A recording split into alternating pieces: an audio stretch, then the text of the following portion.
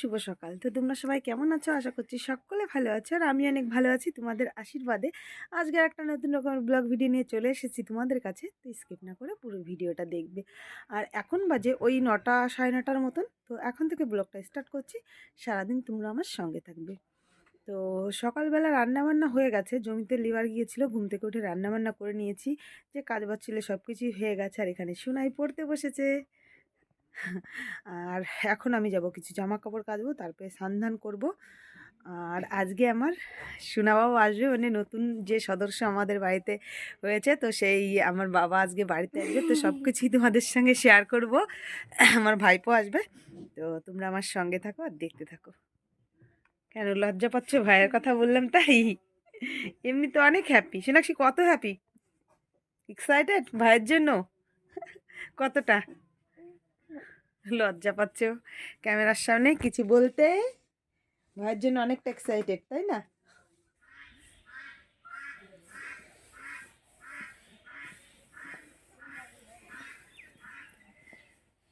বাবা কোথায় যাওয়া?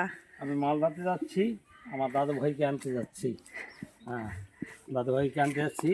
এ বাড়ির মালিক এখন আমার দাদু ভাই। হ্যাঁ, দাদু ভাইকে যাচ্ছি বোলেরো নিয়ে, ওনাকে আনতে যাচ্ছি। তুমি কত খুশি বাবা তোমার দাদু ভাই আসাতে? অনেক অনেক খুশি, অনেক এক্সাইটেড দাদু ভাইকে আনার জন্য। আর এই যে তুমি প্রথমবার দেখবা তোমার দাদু ভাইকে, তাই না? হ্যাঁ প্রথম দেখব। বাবা এখনো যায়নি, বাবার একটু অন্য অন্য কাজের চাপ ছিল। তারপরে হচ্ছে ওটা অনেক টাইম টেবিল মেনটেন করে যেতে হবে, 1 ঘন্টার মধ্যে দেখা করে আসতে হবে। তো এই কারণে বাবা বলেছিল আমি একবারেই আনতে যাব। তো ওই জন্য এই যে বাবা আজকে আনতে যাচ্ছে আমার সোনা বাবাকে।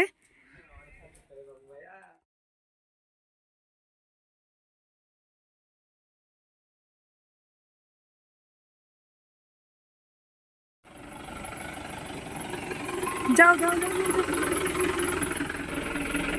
যাও যাও।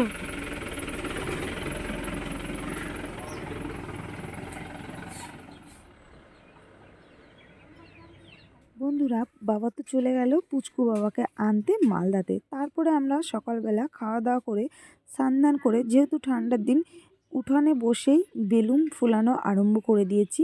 যেহেতু পুচকু বাবা আজ প্রথমবার ওর বাড়িতে আসবে, তো ওর জন্য তো একটু গৃহপ্রবেশের জন্য একটু সাজিয়ে গুছিয়ে তুলবো, সেটা ভেবেছি। মনে মনে চিন্তাধারা করেছি।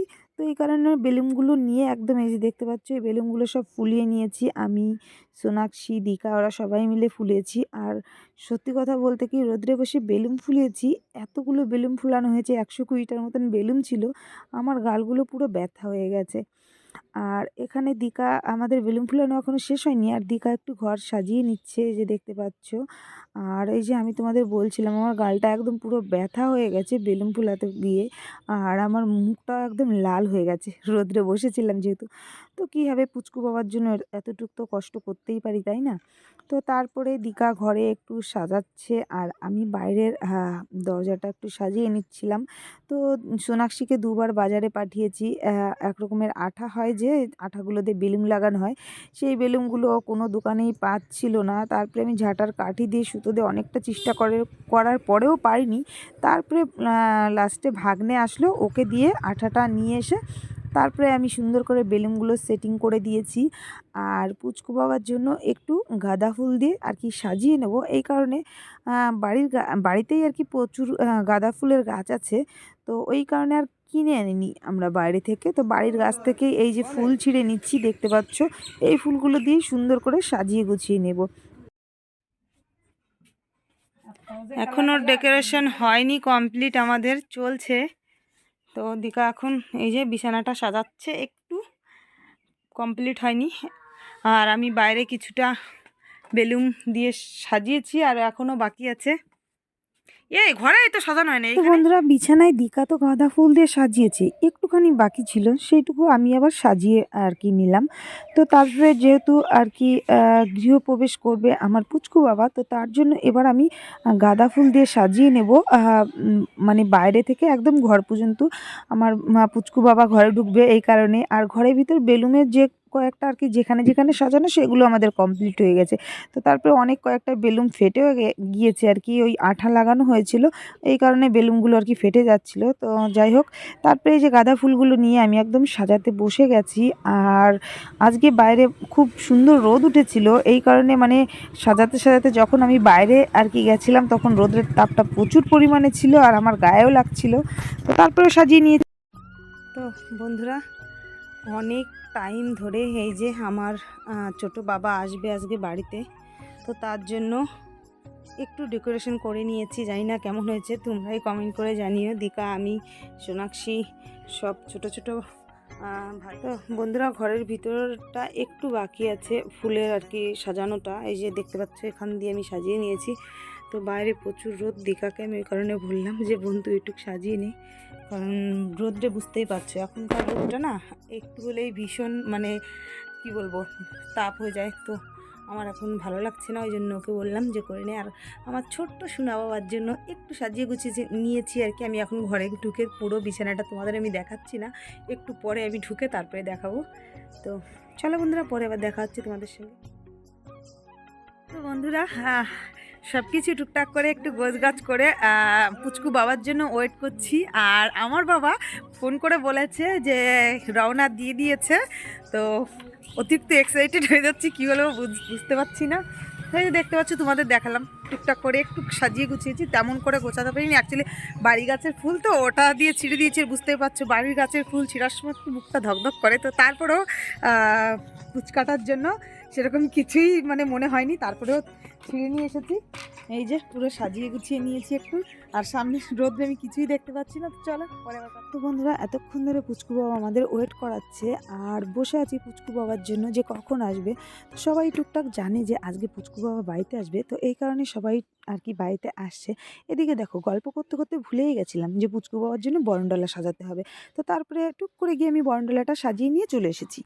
তো বন্ধুরা অনেক টাইম ধরে সেই সকাল 11টা থেকে বলতে গেলে পুচকু বাবা আমাদের ওয়েট করিয়ে করিয়ে এখন বিকেল 5টা বাজে। তো এখন আর কি বাড়িতে আসছে, মানে অনেক কাছাকাছি চলে এসেছে, 2-1 মিনিটের ভিতরেই ঢুকে যাবে।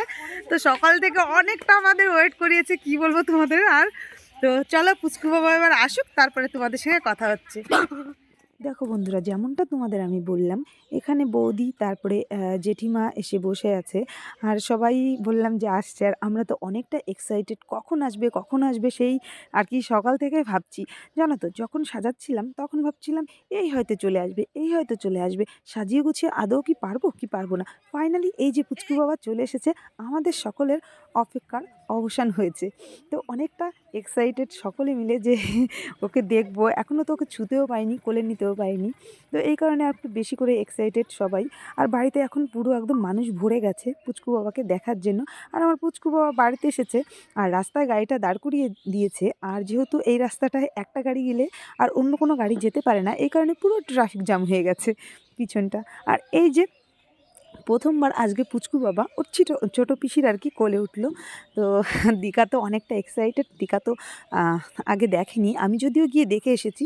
আর ও যেতে পারেনি, ও দেখতে পায়নি, ও তো অনেকটা হ্যাপি পুচকু বাবাকে পেয়ে। তো কোলে নিয়েছে আর বৌদিকে তো নামাতে হবে পুচকু বাবার জন্য। বৌদির কথা তো সবাই মিলে ভুলেই গেছিলাম যে ওনাকেও আর কি নিয়ে আসতে হবে। তো বৌদি গিয়ে নিয়ে আসলো।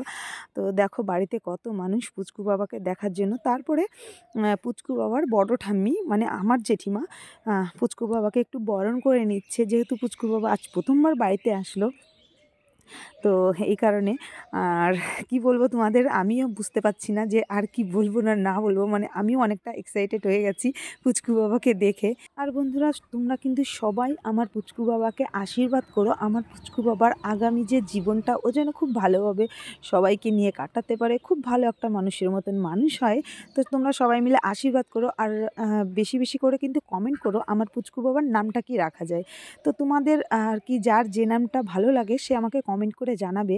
তো যার কমেন্টটা বেশি আসবে সেটাই পুচকু বাবার নাম রাখা হবে। আর এই যে দেখো, বড় ঠাম্মির কোলে উঠে আজকে প্রথমবার পুচকু বাবা গৃহপ্রবেশ করলো। তো কি বলবো আর, এখানে আমার বড়দি মেজদি নেই, তো ওরা তো অনেকটাই মিস করছে এই জিনিসগুলোকে। তো ওরা ভিডিও কলে ছিল অবশ্য, আর আমি পুচকু বাবাকে আজকে এই প্রথমবার কোলে নিলাম। কোলে নিয়ে জানো তো, একটু বিছানায় শোয়াতে না শোয়াতেই পুচকু বাবা কান্না করা আরম্ভ করে দিয়েছিল। তারপরে পুচকু বাবা বাড়িতে এসেছে আর সবাইকে মিষ্টিমুখ করানো হবে না, এটা কি হতে পারে? এটা তো হতে পারে না। তো এই কারণে মালদা থেকে আসার সময় মিষ্টিও নিয়ে এসেছিল, আর বাড়িতে যেহেতু অনেক লোক এসেছে আর আমার পুচকু বাবা এসেছে, এই আনন্দে তো সকলকে মিষ্টি দিতে হবে, তাই না? তো যখন পুচকু বাবা এসেছিল তখন কিন্তু বেশ লোক ছিল ওখানে, আর এদিক ওদিকে সবাই চলে গেছে। তো যে কয়েকজন আছে আমি সবাইকে এখন মিষ্টি দিয়ে দিচ্ছি, আর যারা এদিক ওদিকে গেছে তো সবার বাড়িতেই মিষ্টি দেবো। তো অনেকটা আমরা সবাই মিলেই হ্যাপি আজকে আমার পুচকু বাবা আর কি বাড়িতে আসার পরে। আর বুঝতেই পারছো, আগে আমাদের আর কি বোনদের মেয়েই হয়েছে, আর এই প্রথমবার আমার দাদার ছেলে হলো। তো আমরা তো সবাই মিলে অনেকটা আনন্দ, এতটা আনন্দ পেয়েছি কি বলবো, সেটা বলার কোনো ভাষা নেই। তো সবাইকে এই যে মিষ্টি দিয়ে দিচ্ছি আমার পুচকু বাবার আনন্দতে। তো তারপরে এই যে পুচকু বাবা ওর বড় মার কোলে উঠে গেছে, মানে আমার মেজ বৌদির কোলে উঠে গেছে। এই যে সবাই এক এক করে ওকে কোলে নেওয়ার জন্য তো পাগল হয়ে গেছে, আর আমাদের বাড়িতে তো প্রচুর লোকজন, তোমরা কম বেশি আমার ভিডিওগুলোতে দেখেছো। তো সবাই একদম কি বলবো, অনেক খুশি। আর এই যে নোয়া ঠাম্মির কোলে উঠলো আজকে প্রথমবার। তো নোয়া কাকিমা একটু আসতে লেট করে ফেলেছে, একটু কাজে হয়তো কোথাও ব্যস্ত ছিল তো আসতে পারেনি। তারপরে যখনই শুনেছি চট করে এসে এসে গেছে, আর এসে তো পুচকু বাবাকে কোলে নিয়ে নিয়েছে। আর এই যে দেবপ্রিয়াও কোলে নিয়ে নিয়েছে পুচকু বাবা, মানে সবাই, মানে কে কোলে নেবে কে কোলে নেবে না, এটাই তো মানে সবাই আনন্দ, এত আনন্দ পাচ্ছিল। তো তারপরে দিকাও কোলে নিয়ে এই যে বসেছিল। ও তো কোল থেকে নামাতেই যাচ্ছিল না যে আমার পুচকু বাবাকে আমি কোলে নিয়ে বসে থাকবো। মানে এটা ওটা যেরকমটা হয় নতুন কোনো সদস্য বাড়িতে আসলে, তো আমাদের বাড়িতেও ঠিক সেম সেটাই হচ্ছে। তো এই যে সবাই টুকটুক করে আসছে, আর এই যে সোনাক্ষীর দুই বান্ধবী চলে এসেছে, বান্ধবী দিদি সব কিছুই। তো ওরাও মিষ্টি খাবে আর ভাইকে দেখতে এসেছে। তো তারপরে এই যে আজকে প্রথমবার বর দিদির কোলে উঠেছে পুচকু বাবা। সোনাক্ষী তো অনেক হ্যাপি, এতক্ষণ ধরে শুধু বলছিল আমার কোলে একটু দাও, আমার কোলে একটু দাও, কিন্তু ওকে কেউ দিচ্ছিল না। তো তারপরে আমি এসে ওর কোলে একটু দিলাম, আর আমিও ফাইনালি আমার পুচকু বাবাকে একটু বেশি বেশি করে এখন কোলে নিয়ে নিলাম। তখন একটু নিয়েছিলাম, তো সেইভাবে কোলে নিতে পারিনি, ওই যে সবাইকে মিষ্টি দিতে গেছিলাম। তো তারপরে মিষ্টি দিয়ে এসে আবার এখন আমি বললাম যে না, এখন আমার পুচকু বাবাকে একটু আমি কোলে নিই, অন্য কাজ পরে করব। আর এদিকে আবার সেজো কাকিমা চলে এসেছে, মানে পুচকু আবার সেজো ঠাম্মি, তো সেজো ঠাম্মিরও কোলে উঠবে। তো এই যে পুচকু বাবা এখনও সেজো ঠাম্মির কোলে উঠছিল, আর সেজো ঠাম্মি অনেক কিছু বলছিল, মানে যেমনটা হয় প্রথম নাতি বাড়িতে আসলে। আর এখনও না পুচকু বাবাকে দেখার জন্য বাড়ির মানুষের পুরো কমপ্লিট হয়নি, এদিক ওদিকে সবাই ছড়িয়ে ছিটিয়ে আছে। তো তারপরে এই যে দেখো, আমার বাবা আর আমার বড় জেঠু চলে এসেছে। ওনারা তো আজকে অনেক আনন্দ, অনেক মানে কি বলবো, ওনাদের সম্পর্কে যত বলবো ততই কম। আজ প্রথমবার দুই ঠাকুরদাদা মিলে পুচকু বাবার সঙ্গে বসে বসে এই যে গল্প করছে।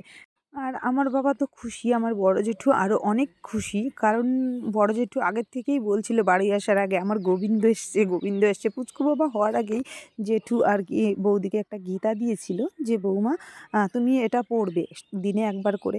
তো এই কারণে বলছিল যে আমার গোবিন্দ এসেছে, এরকম করে বলছিল। তো তারপরে আমার যেটা ডিউটি সবাইকে মিষ্টি দেওয়া, তো আমি এই যে আবার চলে আসলাম সবাইকে মিষ্টি দেওয়ার জন্য। আর বৌদিকে বলছিলাম তুমি একটা মিষ্টি খেয়ে নাও, বৌদি বলছিল না পরে খাবো। তো তারপরে ছেলের বাবাই কিন্তু আগে মিষ্টি খেয়েছে আমাদের আগে। তো যাই হোক, ভিডিওটা এখানেই শেষ করছি। তোমাদের যদি ভালো লেগে থাকে তাহলে অবশ্যই একটা লাইক করে দিও। দেখা হচ্ছে একটা নতুন যে কোনো ভিডিওর সঙ্গে।